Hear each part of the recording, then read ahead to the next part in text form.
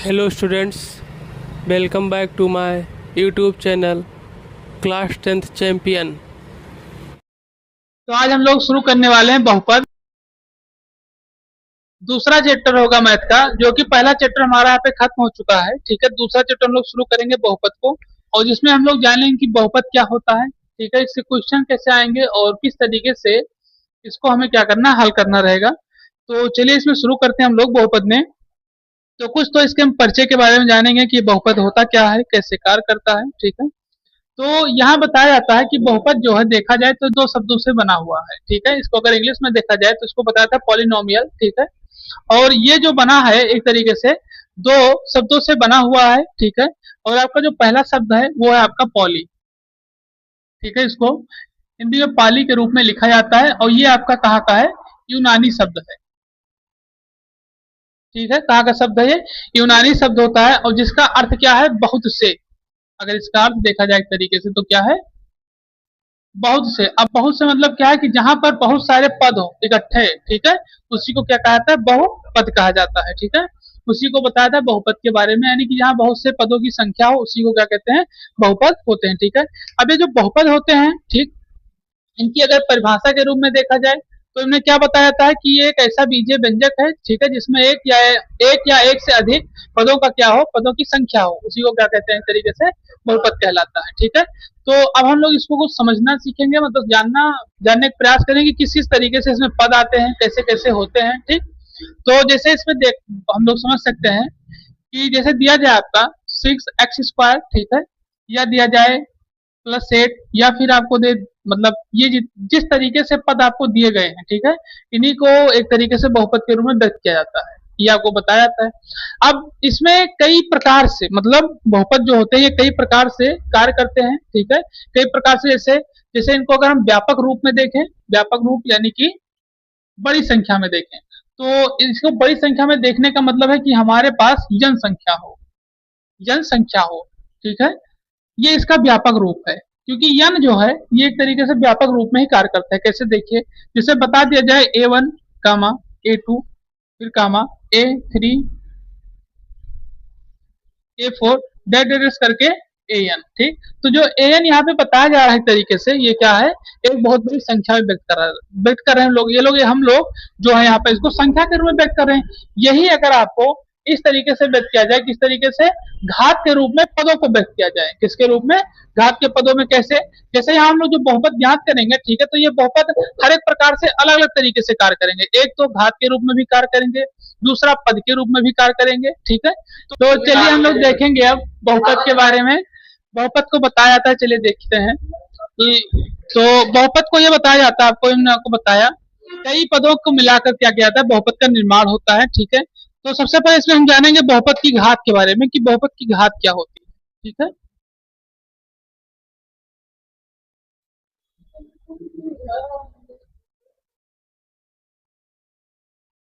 पहले हम जानेंगे बहुपद यानी कि डिग्री ऑफ पॉलिनोमियल के बारे में। ठीक है, ये क्या होता है इसको हम लोग समझेंगे। तो जो घात होती है यानी कि इसको पावर कहा जाता है। ठीक है, तो पावर के लिए मतलब इसी में आपको बहुत सारे और फार्मूले भी सीखने को मिलेंगे, लेकिन कुछ फार्मूले यहाँ पे हमको बता रहे, देखिए।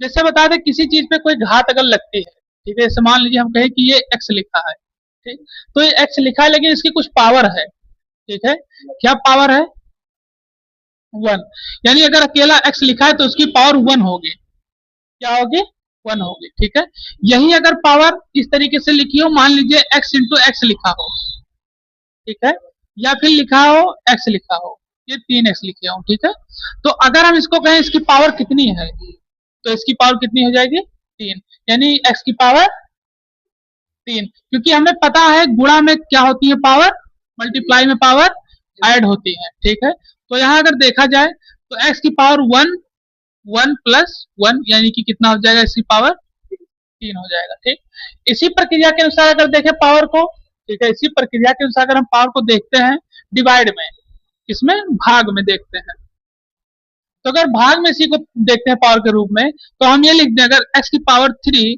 और x की पावर, हाँ एक चीज और ध्यान रखिएगा,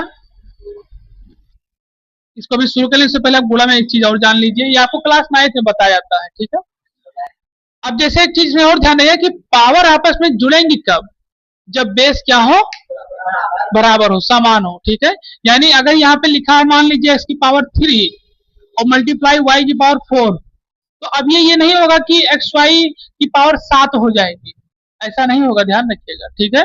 ऐसा हो ही नहीं सकता, सिर्फ ये लिखा जाएगा x की पावर 3 y की पावर 4। अब इसी तरीके से डिवाइड में हम देखेंगे, ठीक है। अब यहाँ का डिवाइड में लिखा है x की पावर 3 और x की पावर 2, ठीक। तो हमें पता है डिवाइड में पावर क्या होती है, घट जाती है, ठीक।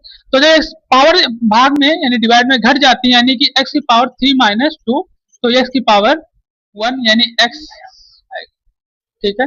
एक चीज में और ये भी ध्यान रखिएगा कि डिवाइड में जैसे पावर, जैसे मल्टीप्लाई में पावर जुड़ती है जब क्या होते हैं, बेस सेम होते हैं, ठीक। उसी तरीके से भाग में भी सब्ट्रैक्ट तभी होगा, माइनस तभी होगा जब बेस क्या होंगे, सेम रहेंगे, ठीक है। ये ध्यान रखिएगा। जैसे अभी लिख दिया जाए x की पावर 5 और y की पावर क्या हो जाए 3, ठीक है। और हम आपसे कहें कि इसको इसके इक्विवेलेंट में लिखिए, मतलब बराबर समकक्ष में लिखिए, तो इसका आंसर क्या आएगा, इसका आंसर आएगा x की पावर 5 और y की पावर -3, क्योंकि आपको क्लास 9th में एक फार्मूला पढ़ाया गया है, तो इसको हम लोग लिखेंगे तो ये फार्मूले के रूप में, मतलब इस तरीके से इसको लिखा जाएगा, x की पावर 5 और y की पावर -3। ये -3 आता कैसे है, इसको हम लोग जानेंगे। आपको क्लास 9th में एक फार्मूला पढ़ाया गया होगा, जिसे a की पावर -1, तो इसको लिखा जाता था एक 1/a की पावर n के रूप में, ठीक है। तो इस फार्मूले का प्रयोग करते हुए हमने इस तरीके से इसको क्या किया है, लिखा गया है। तो आप यहाँ देख सकते हैं ये x की power 5 into y upon x की पावर 3 लिखा गया है, ये इसी रूप में लिखा है। अब हम जो इसको इस तरीके से लिखेंगे तो ये इसी तरीके से लिखा जाएगा, ठीक। तो यहाँ से फार्मूला आपको क्लास 9th में बताया गया, ठीक। तो इस तरीके से भाग को बताया था कि अगर भाग होगा, बेस अगर अलग अलग है, बेस अगर सेम है तो पावर आपस में घट जाएंगी, बेस अगर अलग अलग है, ठीक है, तो पावर इस तरीके से लिखी जाएगी, ठीक। तो आप इसको नोट कर लीजिए, फिर उसके बाद हम लोग इसके और चीजों को समझें।